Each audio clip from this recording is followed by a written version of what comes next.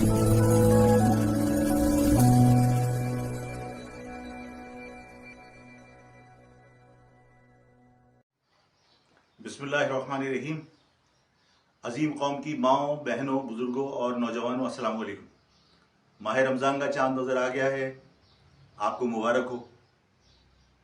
बहुत सारे लोगों ने चांद देखने से पहले ही अपने माल असबाब का जायज़ा लेना शुरू कर दिया होगा, ताकि ये अंदाज़ा लगाया जा सके कि कितनी ज़कात उन्होंने अदा करनी है। कुछ लोग अब चांद देखने के बाद हिसाब किताब लगाएंगे कि कितनी ज़कात उन पर वाजिबुल अदा है। लेकिन ज़्यादा कभी इम्कान इसी बात का है कि ज़कात का हिसाब निकालने के बावजूद ज़कात देने के लिए फ़ौरन रवानगी डाली जाती है, गाड़ियाँ निकालिए, ज़कात देने जाना है। और फिर उसके बाद जो रफ़ाई इदारे इस शहर में काम कर रहे होते हैं, चाहे वो सैलानी हो, चाहे वो छीपा हो, चाहे एदी हो, इस तरह के और बहुत सारे इदारे हैं। या फिर इस तरह होता है कि जो दीनी और सियासी जमातों के कब्ज़े में जो दीनी मदरसे चल रहे हैं, वहाँ जाकर लोग पैसे दे दिया करते हैं, या ज़कात मजहबी जमातों को दे दिया करते हैं, और वही समझते हैं कि हमने ज़कात अदा करके अपने ऊपर से बोझ उतार दिया।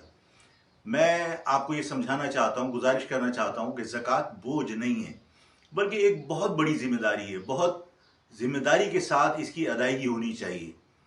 आप अपने अतराफ अपने ही लोगों पर निगाह डालिए, जो आज तारीख की बदतरीन महंगाई की वजह से उस महंगाई की चक्की में पिस रहे हैं। और मैं ये कहता हूँ कि महाजिर कौम के लोग, जो आपकी कौम के लोग हैं, वो तमाम लोगों से ज़्यादा बारीक पिसे जा रहे हैं।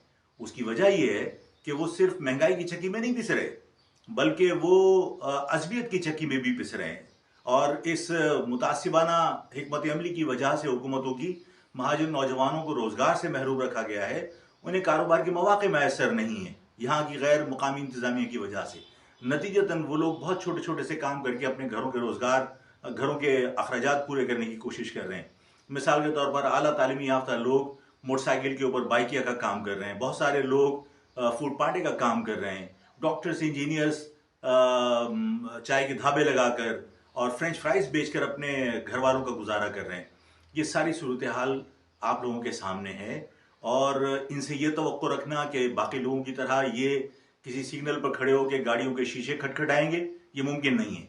किसी को ये तवक्को रखना कि ये राशन लूटने के लिए ट्रकों के पीछे दौड़ना शुरू करेंगे, ये मुमकिन नहीं है। ये सफ़ेद पोश लोग अपने बुजुर्गों की इज्जतों को मिट्टी में नहीं मिलाएंगे, ये भूखे मर जाएंगे। ऐसे लोगों को आपको तलाश करना चाहिए। आपके लोग हैं, इनके घरों पर जाकर इनकी मदद कीजिए, ये आपकी जिम्मेदारी है। इनकी मदद करने को गैर बाहर से नहीं आएगा।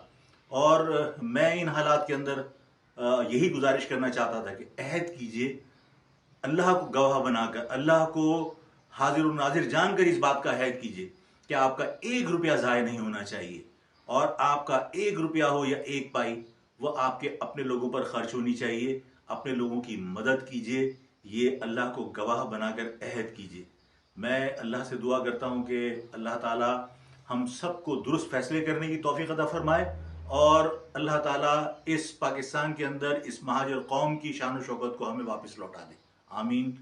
अस्सलाम वालेकुम।